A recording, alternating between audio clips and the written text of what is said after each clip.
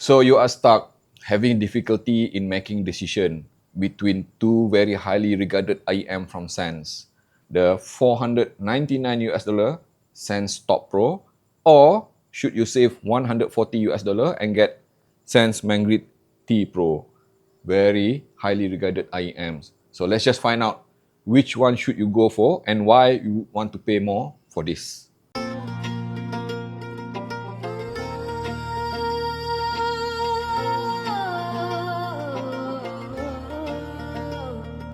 $499 US dollar Top Pro. It comes in a larger box, all in black, and a smaller one here, a bit more fanciful, the 359 US dollar T Pro. So let's just start with the differences when it comes to the physicals, the build, the construction, the wear factor, and of course the packaging itself. Both of them share one thing in common. Both of them are hybrid IEM. The first differences would be this T Pro here is an 8 drivers configuration hybrid, and this one a bit more complicated with 10 drivers configuration inside. And the second differences would be the shell of this T Pro here is entirely made of CNC machine aluminum, which also carries this acrylic faceplate, and it is slightly heavier than this all resin-based Top Pro, which to me looks very beautiful because it is also transparent. You can literally see the contents inside. And also it is so very beautiful because the faceplate are quite unique. And then when it comes to the wear factor, despite the differences, both of them are quite comfortable. I was able to wear either one of them for a prolonged period of time, 3 hours, 4 hours, without any hint of fatigue, without any hint of abrasiveness or discomfort, because both of them are ergonomically very well designed. And the best part is that both of them also offer pressure relief system at the top here, at which you're going to find holes, which will allow any kind of build-up pressure to dissipate. So you're not going to get any kind of build-up pressure, even if wearing it for very long period of time. And then the seal factor, I must admit that this Top Pro here being constructed entirely of resin, it will seal slightly better than this metal shell T Pro. For the rest of the packaging, they comes with two different cable, starting with this T Pro here, which comes with darker titanium colored cable, and this Top Pro here comes with lighter silver colored cable with different kind of braiding and also different kind of material being used, slightly different. They also comes with 3 different kind of ear tip. This normal silicone ear tip here, which you see here, which is practically identical, the both of them, despite being packaged differently. And they also comes with this narrow bore ear tips, which will be suitable for people who love lower frequency enhancement, and it is also quite comfortable. They also comes with this foam ear tips, which offer better isolation. I have found that I prefer these white tips here that you see here because it offers the best balance of sound, isolation, and also comfort.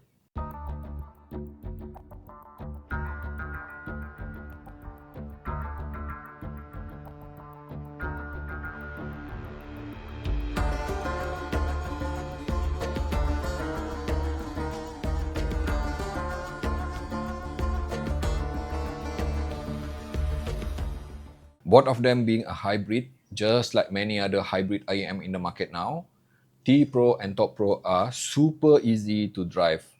Rated at just 13 ohm with 104 dB of sensitivity, and this Top Pro here being rated slightly higher at 16 ohm, 103 dB of sensitivity, would be able to be driven using anything literally, starting with this phone of mine, which is 3.5mm single-ended termination of Xiaomi Mi 90.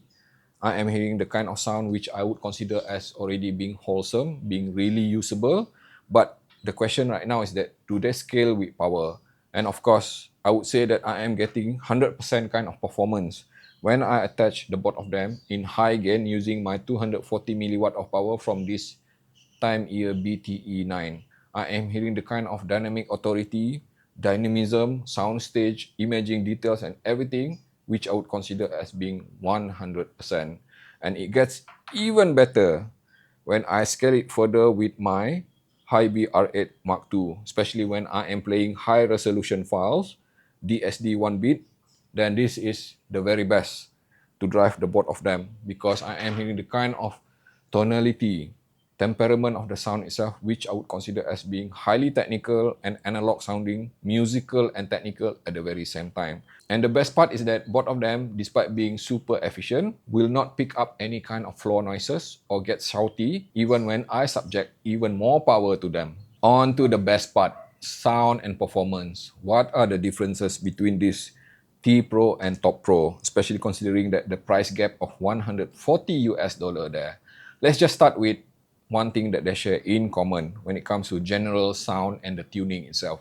I would consider both of them being very well tuned. It is for a good reason that many people have found that Xenns Mangrid IEM, the series of Mangrid, being highly regarded and being highly liked because they offer the kind of tuning which offer good balance of technicality and musicality.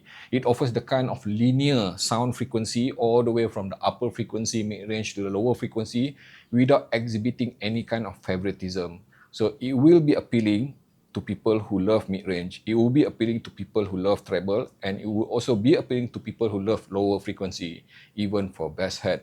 Let's just start with the way it presents the treble itself. It is super smooth. It contains a lots of airiness, both of them very airy, with the kind of sparkle, energy, and details, which I find very resolving, yet non-offensive at all. This is definitely the both of them suitable for people who are treble sensitive. And the mid-range, it is also very well tuned. It offers the kind of balance between transparent, musical, technical. It offers accuracy. It does not exhibit that much of coloration. So you can expect the rendering of female vocal, male vocal, instrument, and everything sounded correct. It is truthful to the way it was intended to sound. I did mention earlier that these two might even be appealing for people who love big bass, for bass head, especially if you listen to electronic music or even dance music, because the way they present the lower frequency, it is well balanced between mid bass and sub bass. The mid bass itself is punchy, detailed, fast and tidy. It does not bleed into the lower mid range, and the sub bass itself extends really deep. It offers the kind of decays which is smooth all the way to the lowest frequency. So what are the differences, since the both of them seems to be very similar in many ways in general tuning? The first difference is that this Top Pro here is definitely the one which I would consider as a bit more resolving, especially when you are pushing for resolution. Assuming that you're playing something like Tidal or even Spotify, then I would say that both of them are equally matched. But when you start playing something which offer a bit more of higher dynamic range in the upper frequency or the lower frequency, you are playing high resolution DSD file, 1-bit DSD file, for example, then I can clearly hear that this would offer a bit more of extension. It is a bit more far-reaching, both in the upper frequency and the lower frequency. And the second differences, I do feel that this Top Pro offer a bit more of organic touch, analog sound to the whole timbre and tonality presentation. Because when I compare the both of them, I feel that this Top Pro would appear a bit more colored to add a bit of that element of warmth, especially in the mid-range. You're going to feel that the mid-range will be a bit more, let's say, intimate, a bit more frontal as compared to this T Pro here. And also the body of the sound itself, the way it presents the imaging, the texture and definition itself, I do feel that this Top Pro would offer a bit more of, let's say, perhaps even at around 10% richer body of sound as compared to this T Pro. As for the rest of the technicalities, I would say that both of them are equally matched, especially if you are not pushing for resolution. Because remember what I mentioned just now, this Top Pro will start to show the true color of it once you start pushing for higher resolution. But if you are limited to just Tidal or even Spotify, then both of them will be equally matched, especially when it comes to soundstage, when it comes to spatial holographic imaging, because both of them are super suitable when it comes to audio, anything from music, gaming, watching movie, or even binaural type of music. And of course, you might be wondering, how do they compare against the rest of the competition? Since that we have so many hybrid or multiple driver IM being released, especially this year, since last year. I might even draw a comparison that this T Pro here is quite comparable to the recently released Zygarde Crescent, which offer the kind of balance between technical and musical performance, and both of them are very airy, rich sounding, and very suitable for any type of music, and both of them are non-offensive at all.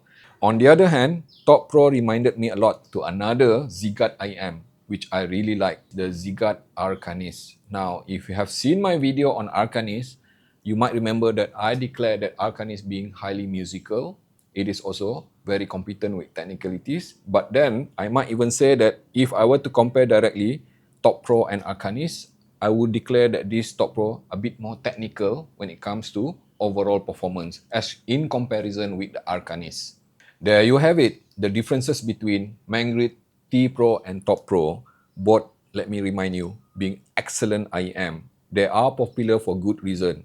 This one here is definitely the kind of IEM which I would recommend if you are just pushing for something like Tidal, Spotify and stuff like that. But if you are pushing for higher resolution, if you are listening mostly to very high resolution DSD kind of stuff, then I would highly recommend Top Pro instead, because this one would offer a bit more of richness when it comes to the body of sound, and it extends further as compared to this T Pro.